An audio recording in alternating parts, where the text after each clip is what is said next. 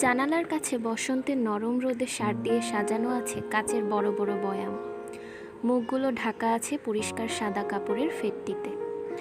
বয়ামগুলোকে বাইরে থেকে দেখলে বোঝা যায় না তার মধ্যে কি রসদ লুকিয়ে আছে, কিন্তু যারা এই বাড়িতে রোজ ভাত খেতে আসে তারা ঠিক জানে ভাতের পাতে লেবু, নুন, লঙ্কা দেওয়ার পাশাপাশি উড়ে বামুন ধনঞ্জয় একটু করে শালপাতায় ছুঁয়ে দিয়ে যায় বয়ামের সেই লুকোনো সম্পদ। কামরাঙা, কদবেল, জলপাই কিংবা কোনো দিন পাকা তেঁতুলের আচার। নতুন কাস্টমাররা অবাক হয়ে যায়, আর পুরনো লোকেরা ভাবে আজ কোনটা পাতে আসবে।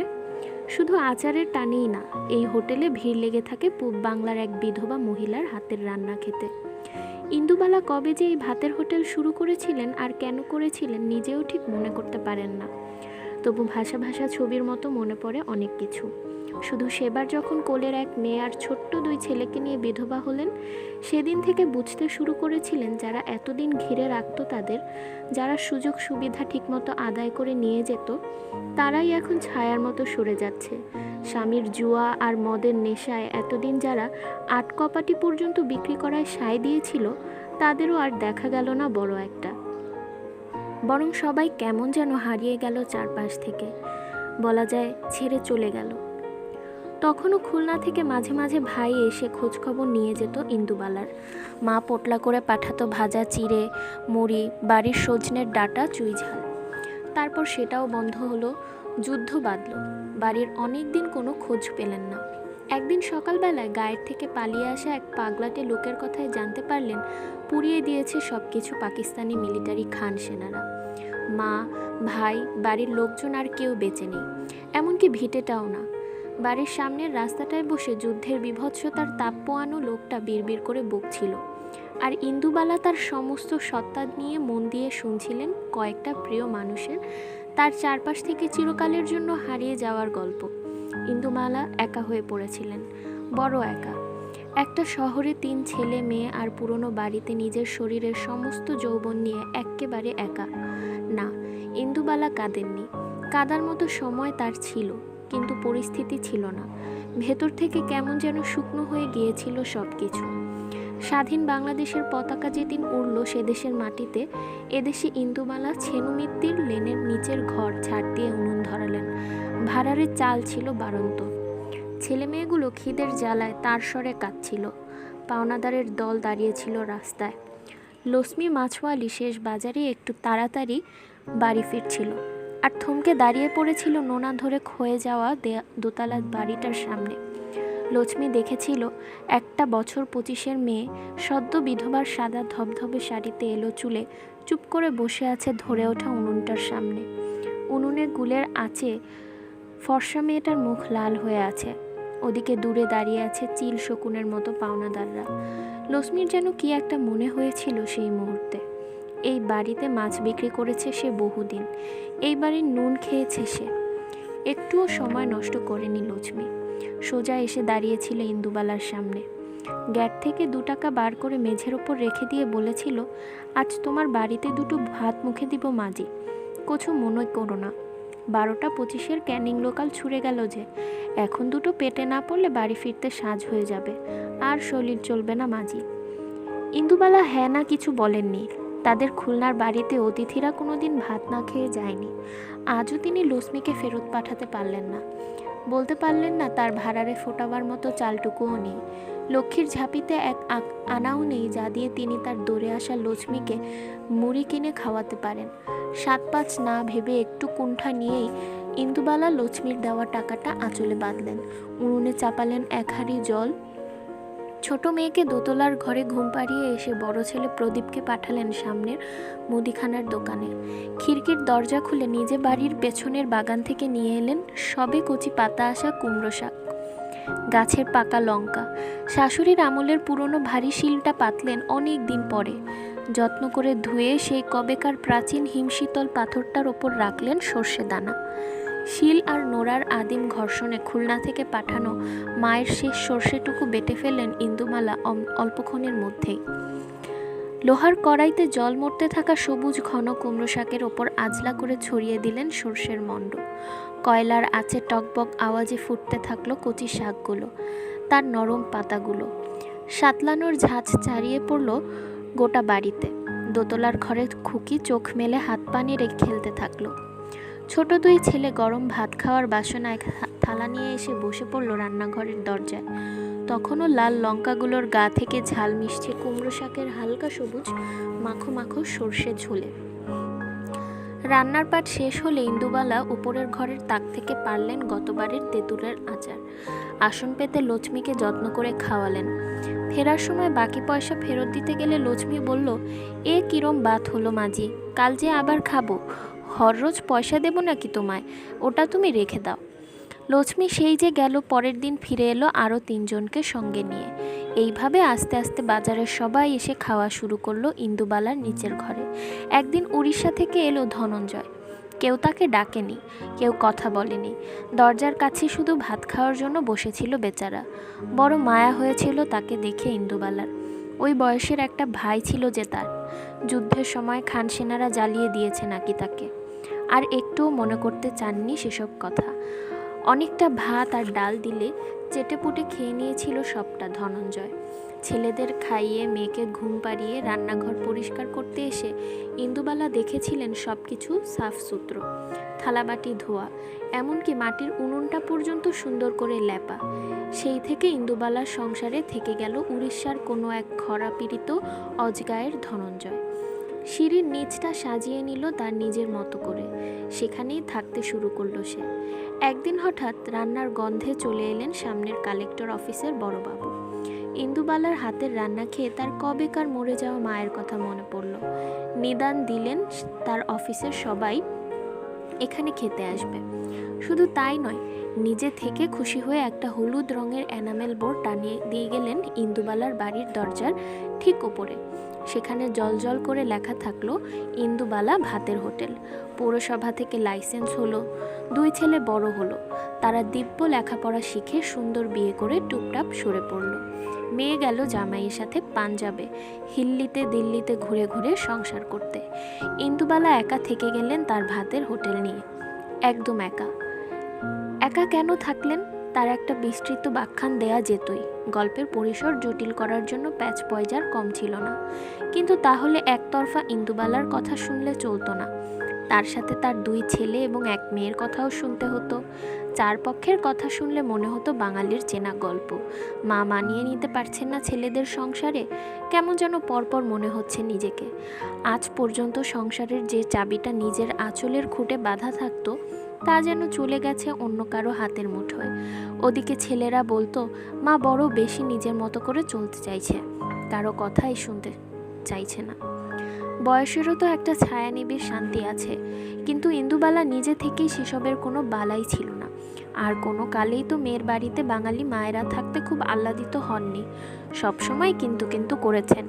কাজেই মেয়ের দিকের দরজায় অনেক আগেই খিল তুলে দিয়েছিলেন ইন্দুবালা। যদিও খোঁজ খবর নেওয়া, এসে দেখাশুনো করা, এই সবই তারা করেছে। এমনকি মায়ের নিয়মিত ডাক্তারি চেকআপও। নাতিরাও আহ্লাদ করে নাতবউ নিয়ে আসে মাঝে মধ্যে, ঠামুনের খবর রাখে। কিন্তু বুড়ি নিজে এইসব জাগতিক মায়ার ছেদ বাঁধনে একটু আটকা পড়তে চান না।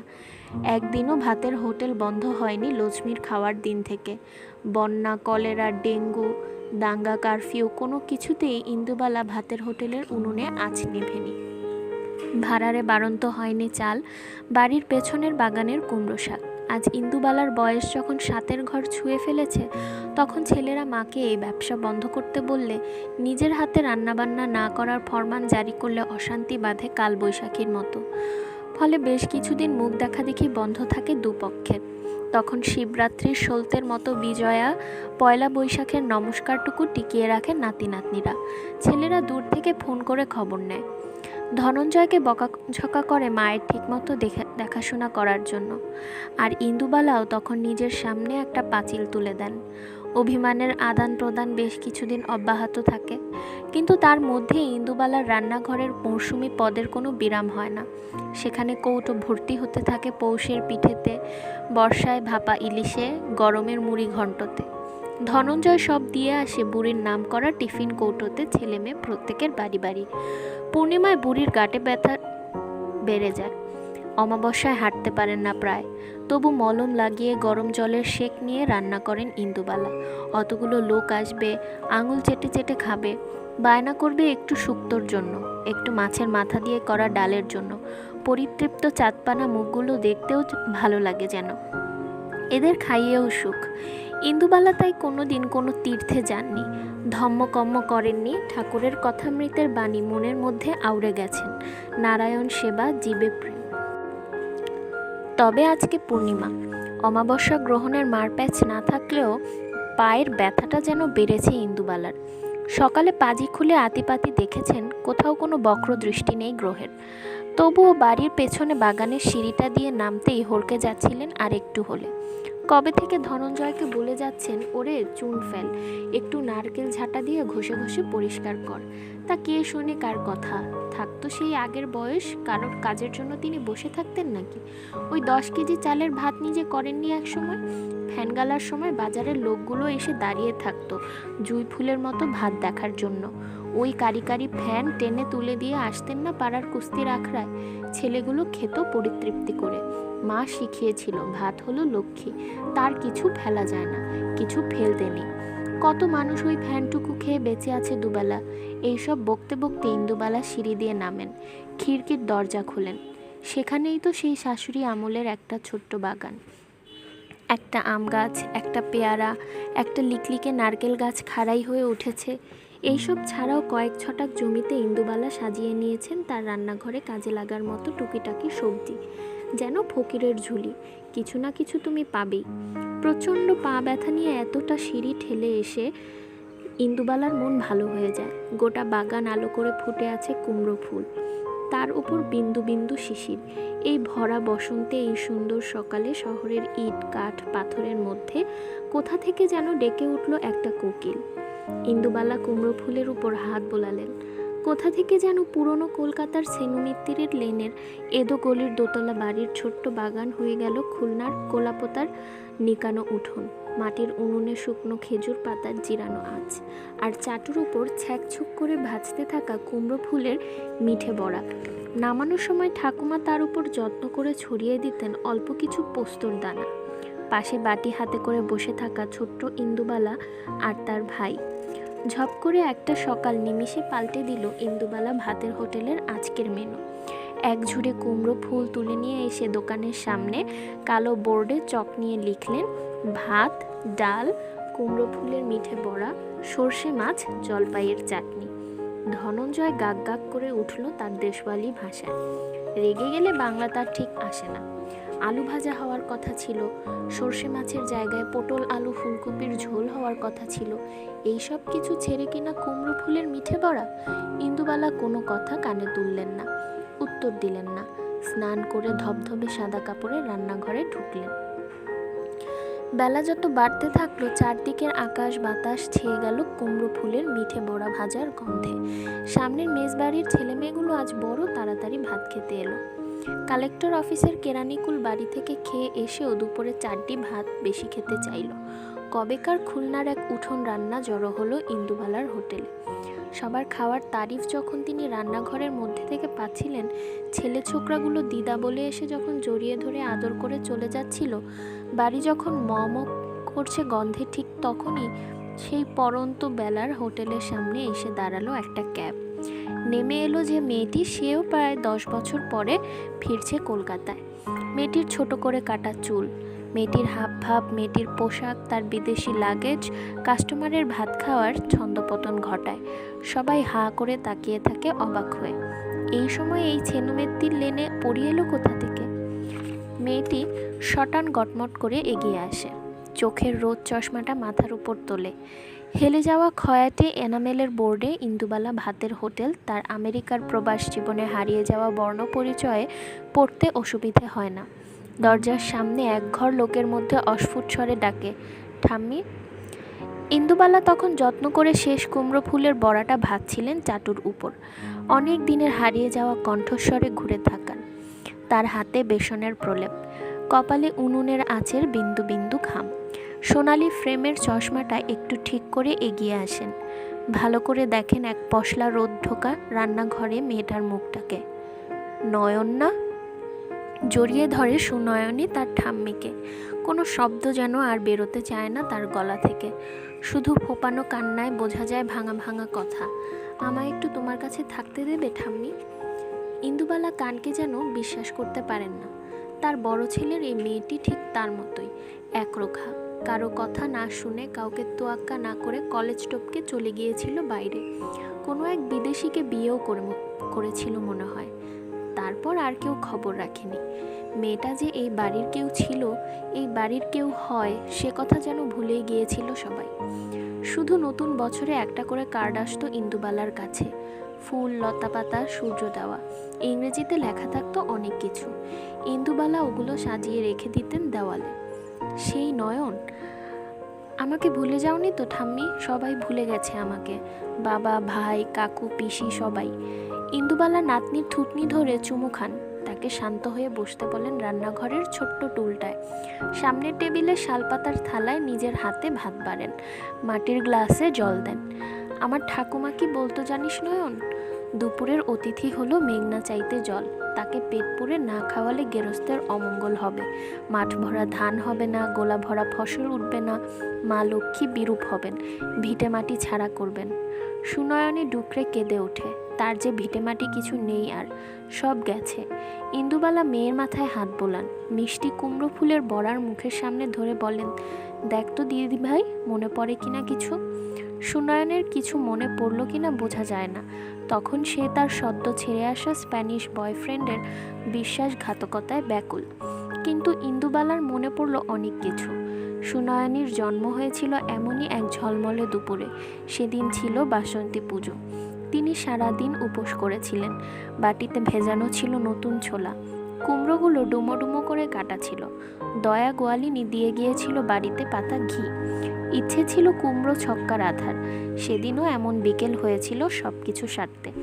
বাড়িতে পাতা ঘি আর হিঙের গন্ধ ওঠা কুমড়োর ছক্কায় সারা বাড়ি যখন ম ম করছে, তখনই খবরটা এলো হসপিটাল থেকে। বাড়িতে কতদিন পর নতুন লোক এলো। নাতনির টানা টানা চোখ দেখে ভেবেছিলেন সত্যি ঠাম্মাই বুঝে ফিরে এসেছেন খুলনার কলাপোতার বাড়ির সব মায়াটুকু নিয়ে। চোখ চিকচিক করে উঠেছিল ইন্দুবালার। বড় আদর করে প্রথম নাতনির নাম রেখেছিলেন সুনয়নী। সন্ধেবেলা ধনঞ্জয় ধূপধাকাতে এসে দেখলো কালো বোর্ডে লেখা আছে রাতের মেনু, রুটি, কুমড়োর ছক্কা, সিমাইয়ের পায়েস। ধনঞ্জয় আবার খিটখিট করতে পারত বুড়ির মেনু চেঞ্জ করার জন্য, কিন্তু আজ সে টুর শব্দটুকু করল না, বরং বটিটা নিয়ে বড় একটা কুমড়ো কাটতে বসলো। আর কেউ না জানুক, সে জানে বড় নাতনি সুনয়না চলে যাবার পর থেকে আর একদিনও এই বাড়িতে কুমড়োর ছক্কা রাঁধেননি ইন্দুবালা। জানালার কাছে বসন্তের নরম রোদে সার দিয়ে সাজানো আছে কাচের বড় বড় বয়াম। মুখগুলো ঢাকা আছে পরিষ্কার সাদা কাপড়ের ফেটটিতে।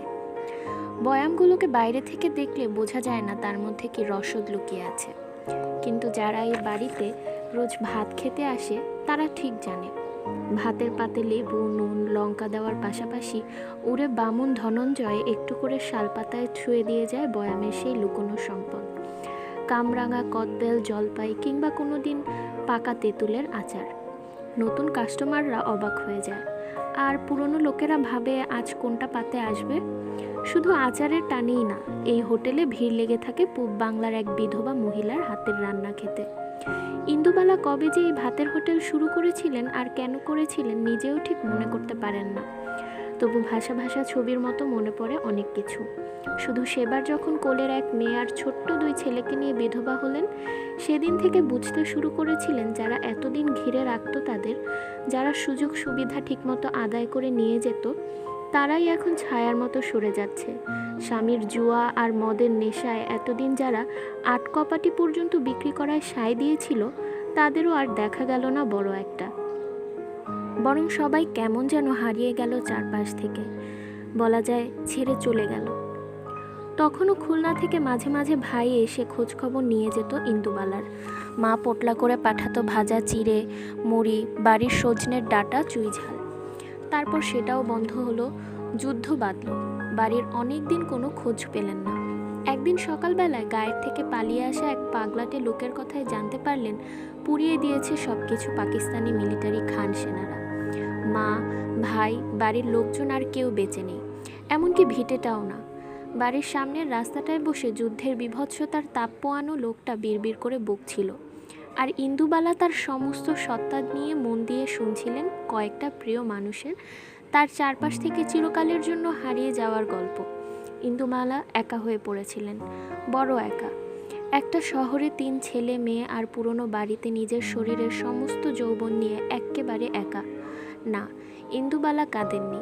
কাঁদার মতো সময় তার ছিল, কিন্তু পরিস্থিতি ছিল না। ভেতর থেকে কেমন যেন শুকনো হয়ে গিয়েছিল সব কিছু। স্বাধীন বাংলাদেশের পতাকা যেদিন উড়ল সেদেশের মাটিতে, এদেশে ইন্দুবালা ছেনুমিত্তির লেনের নিচের ঘর ঝাড় দিয়ে উনুন ধরালেন। ভাড়ারের চাল ছিল বাড়ন্ত। ছেলেমেয়েগুলো খিদের জ্বালায় তার স্বরে কাঁদছিল। পাওনাদারের দল দাঁড়িয়েছিল রাস্তায়। লক্ষ্মী মাছওয়ালি শেষ বাজারে একটু তাড়াতাড়ি বাড়ি ফিরছিল, আর থমকে দাঁড়িয়ে পড়েছিল নোনা ধরে ক্ষয়ে যাওয়া দোতলা বাড়িটার সামনে। লক্ষ্মী দেখেছিল একটা বছর 25-এর মেয়ে, সদ্য বিধবার সাদা ধবধবে শাড়িতে এলো চুলে চুপ করে বসে আছে ধরে ওঠা উনুনটার সামনে। উনুনে গুলের আঁচে ফর্সা মেয়েটার মুখ লাল হয়ে আছে। ওদিকে দূরে দাঁড়িয়ে আছে চিল শকুনের মতো পাওনাদাররা। লক্ষ্মীর যেন কি একটা মনে হয়েছিল সেই মুহূর্তে। এই বাড়িতে মাছ বিক্রি করেছে সে বহুদিন, এই বাড়ির নুন খেয়েছে সে। একটুও সময় নষ্ট করেনি লক্ষ্মী। সোজা এসে দাঁড়িয়েছিল ইন্দুবালার সামনে। গ্যাট থেকে 2 টাকা বার করে মেঝের ওপর রেখে দিয়ে বলেছিল, আজ তোমার বাড়িতে 2টো ভাত মুখে দিব মাজি, কিছু মনে করো না। 12টা 25-এর ক্যানিং লোকাল ছুড়ে গেল যে, এখন 2টো পেটে না পড়লে বাড়ি ফিরতে সাজ হয়ে যাবে, আর শরীর চলবে না মাজি। ইন্দুবালা হ্যাঁ না কিছু বলেননি। তাদের খুলনার বাড়িতে অতিথিরা কোনোদিন ভাত না খেয়ে যায়নি। আজও তিনি লক্ষ্মীকে ফেরত পাঠাতে পারলেন না। বলতে পারলেন না তার ভাড়ারে ফোটাবার মতো চালটুকুও নেই। লক্ষ্মীর ঝাঁপিতে এক আনাও নেই যা দিয়ে তিনি তার দৌড়ে আসা লক্ষ্মীকে মুড়ি কিনে খাওয়াতে পারেন।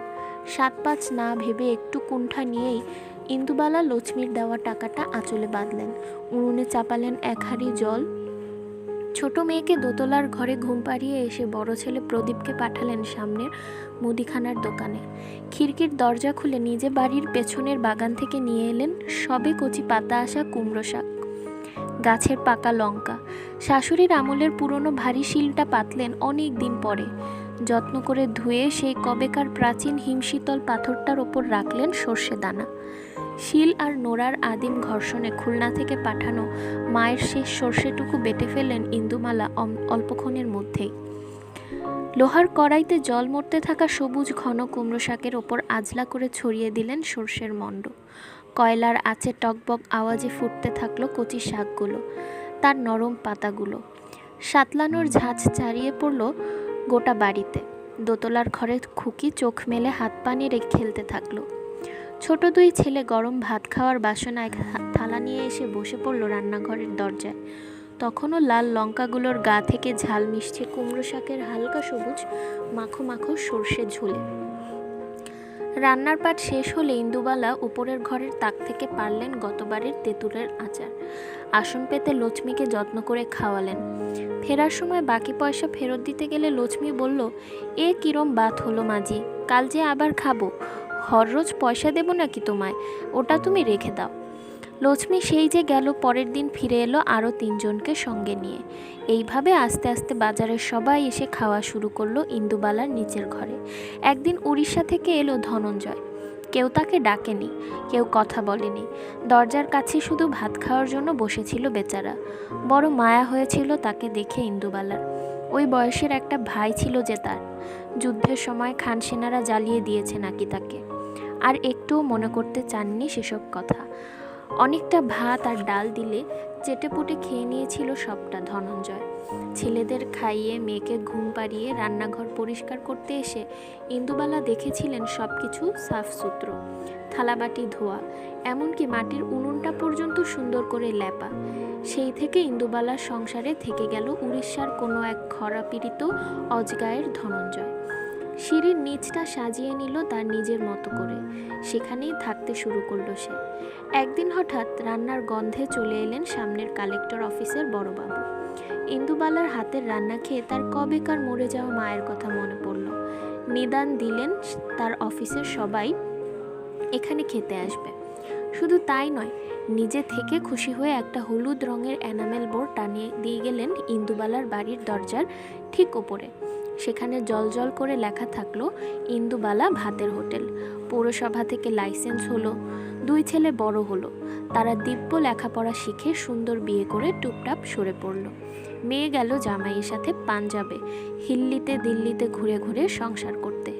ইন্দুবালা একা থেকে গেলেন তার ভাতের হোটেল নিয়ে। একদম একা। একা কেন থাকলেন তার একটা বিস্তৃত ব্যাখ্যান দেয়া যেতই। গল্পের পরিসর জটিল করার জন্য প্যাচ পয়জার কম ছিল না। কিন্তু তাহলে একতরফা ইন্দুবালার কথা শুনলে চলতো না।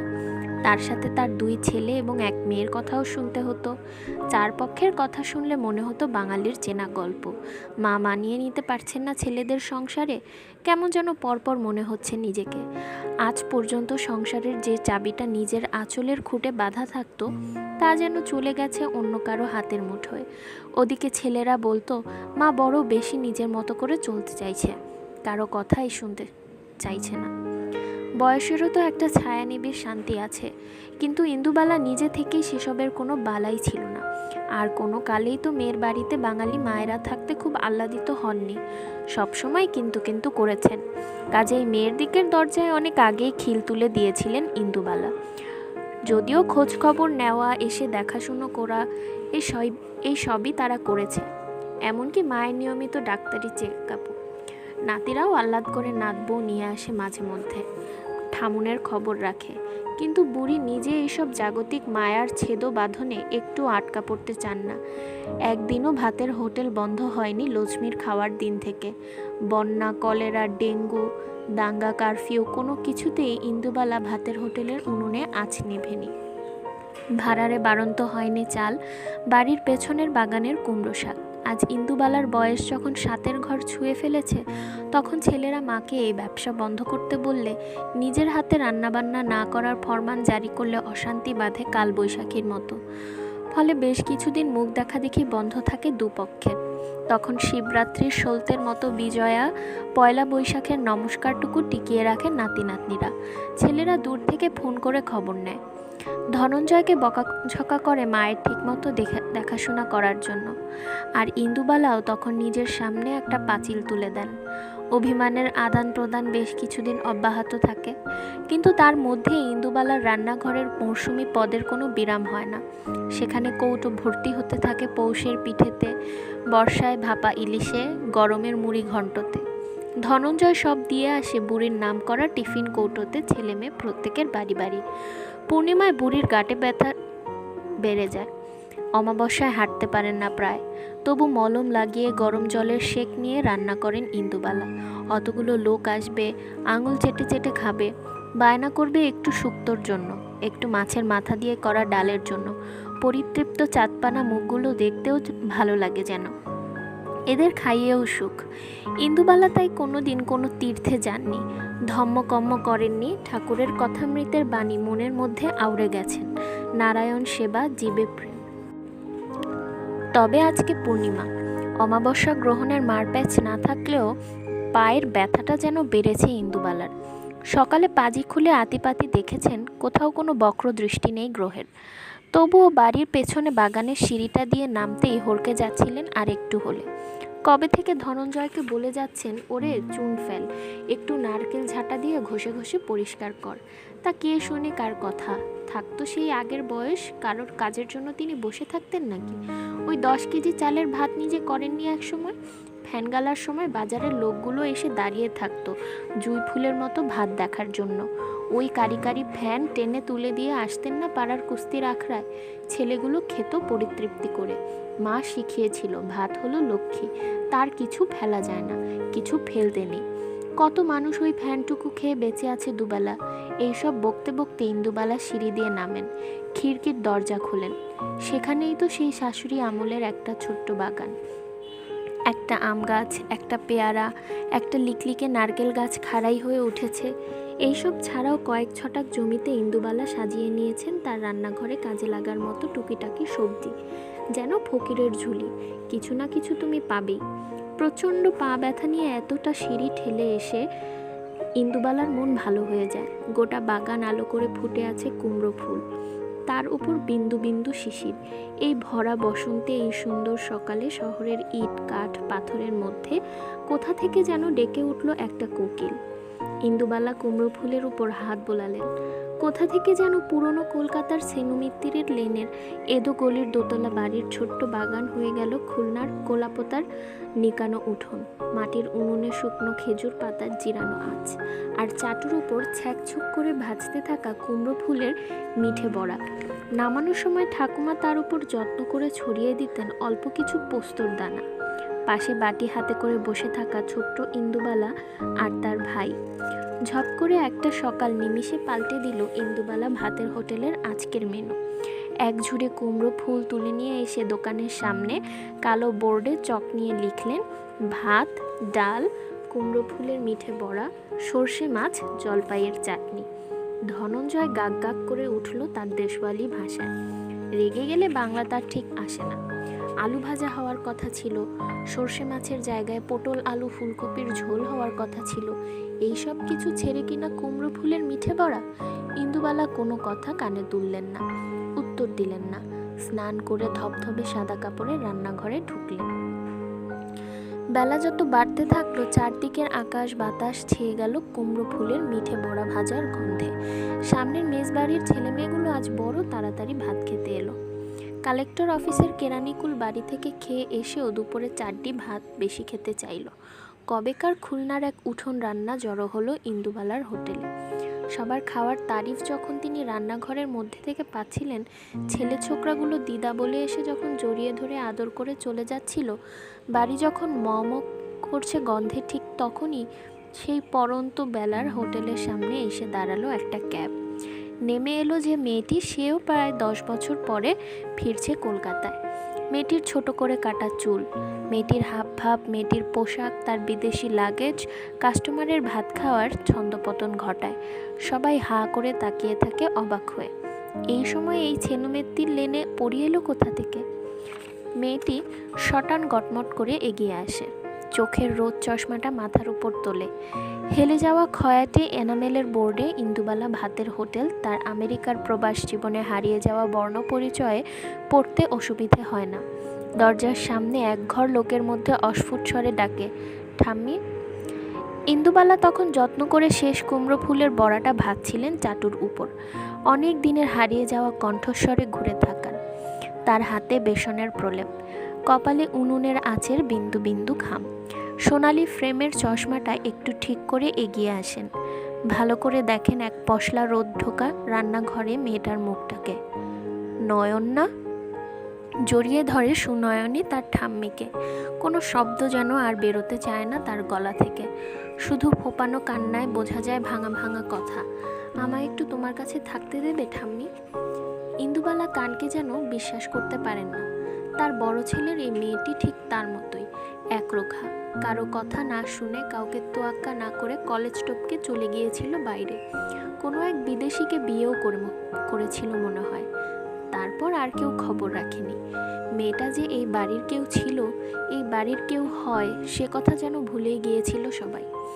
শুধু নতুন বছরে একটা করে কার্ড আসতো ইন্দুবালার কাছে, ফুল, লতা পাতা, সূর্য দেওয়া। ইংরেজিতে লেখা থাকতো অনেক কিছু। ইন্দুবালা ওগুলো সাজিয়ে রেখে দিতেন দেওয়ালে। সেই নয়ন, আমাকে ভুলে যাওনি তো ঠাম্মি? সবাই ভুলে গেছে আমাকে, বাবা, ভাই, কাকু, পিসি, সবাই। ইন্দুবালা নাতনির থুতনি ধরে চুমু খান, তাকে শান্ত হয়ে বসতে বলেন রান্নাঘরের ছোট্ট টুলটায়। সামনের টেবিলে শালপাতার থালায় নিজের হাতে ভাত বাড়েন, মাটির গ্লাসে জল দেন। আমার ঠাকুমা কি বলতো জানিস নয়ন? দুপুরের অতিথি হলো মেঘনা চাইতে জল। তাকে পেট পুরে না খাওয়ালে গেরস্তের অমঙ্গল হবে। মাঠ ভরা ধান হবে না, গোলা ভরা ফসল উঠবে না। মা লক্ষ্মী বিরূপ হবেন, ভিটে মাটি ছাড়া করবেন। সুনয়নী ডুকরে কেঁদে ওঠে। তার যে ভিটে মাটি কিছু নেই আর, সব গেছে। ইন্দুবালা মেয়ের মাথায় হাত বোলান, মিষ্টি কুমড়ো ফুলের বড়ার মুখের সামনে ধরে বলেন, দেখ তো দিদি ভাই, মনে পড়ে কিনা কিছু? সুনয়নের কিছু মনে পড়ল কিনা বোঝা যায় না। তখন সে তার সদ্য ছেড়ে আসা স্প্যানিশ বয়ফ্রেন্ডের বিশ্বাসঘাতকতায় ব্যাকুল। কিন্তু ইন্দুবালার মনে পড়ল অনেক কিছু। সুনয়নীর জন্ম হয়েছিল এমনই এক ঝলমলে দুপুরে। সেদিন ছিল বাসন্তী পুজো। তিনি সারাদিন উপোস করেছিলেন। বাটিতে ভেজানো ছিল নতুন ছোলা। কুমড়োগুলো ডুমো ডুমো করে কাটা ছিল। দয়া গোয়ালিনী দিয়ে গিয়েছিল বাড়িতে পাতা ঘি। ইচ্ছে ছিল কুমড়ো ছক্কা রাঁধার। সেদিনও এমন বিকেল হয়েছিল সব কিছু সারতে। বাড়িতে পাতা ঘি আর হিঙের গন্ধ ওঠা কুমড়োর ছক্কায় সারা বাড়ি যখন ম ম করছে, তখনই খবরটা এলো হসপিটাল থেকে। বাড়িতে কতদিন পর নতুন লোক এলো। নাতনির টানা টানা চোখ দেখে ভেবেছিলেন সত্যি ঠাম্মাই বুঝি ফিরে এসেছেন খুলনার কলাপোতার বাড়ির সব মায়াটুকু নিয়ে। চোখ চিকচিক করে উঠেছিল ইন্দুবালার। বড় আদর করে প্রথম নাতনির নাম রেখেছিলেন সুনয়নী। সন্ধেবেলা ধনঞ্জয় ধূপধাকাতে এসে দেখল কালো বোর্ডে লেখা আছে রাতের মেনু: রুটি, কুমড়োর ছক্কা, সিমাইয়ের পায়েস। ধনঞ্জয় আবার খিটখিট করতে পারত বুড়ির মেনু চেঞ্জ করার জন্য, কিন্তু আজ সে টুর শব্দটুকু করল না, বরং বটিটা নিয়ে বড় একটা কুমড়ো কাটতে বসলো। আর কেউ না জানুক, সে জানে বড় নাতনি সুনয়না চলে যাবার পর থেকে আর একদিনও এই বাড়িতে কুমড়োর ছক্কা রাঁধেননি ইন্দুবালা।